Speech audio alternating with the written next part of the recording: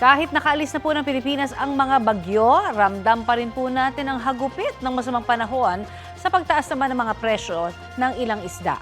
Balitang hatid ni James Agustin.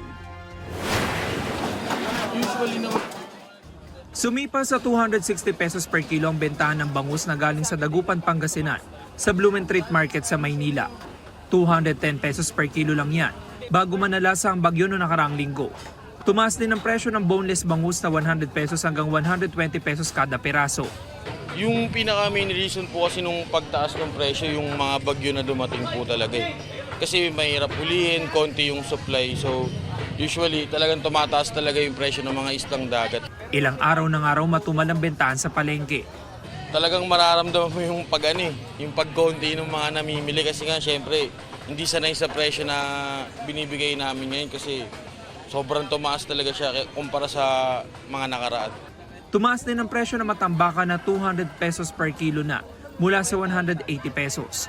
Ang galunggong ay 240 pesos hanggang 280 pesos, depende sa klase. Mas mataas ng 40 pesos kumpara noong nakaraang linggo. Bigla na lang silang tumaas dahil sa epektado ng dala ng bagyo, dahil na ng dating ng isda. Kamusta naman ang bentahan niyo rito? Medyo naninibago. Biglang nanggaling mababa, biglang taas.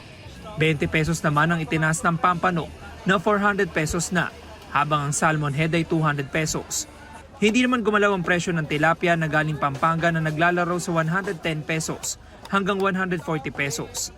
Ang mga mamimili dumidiskarte na, gaya ni Aida na may karinderya sa Santa Cruz, Maynila. Hindi raw pwede mawala sa kanyang putahe ang isda. Bibili na ako ng mas mura ng isda para makapagtinda ako ng mas mura din sa mga tao. Si Antonia naman 250 pesos na halaga na matambaka ang binili. Tataasan lang presyo din. James Agustin, nagbabalita para sa GMA Integrated News.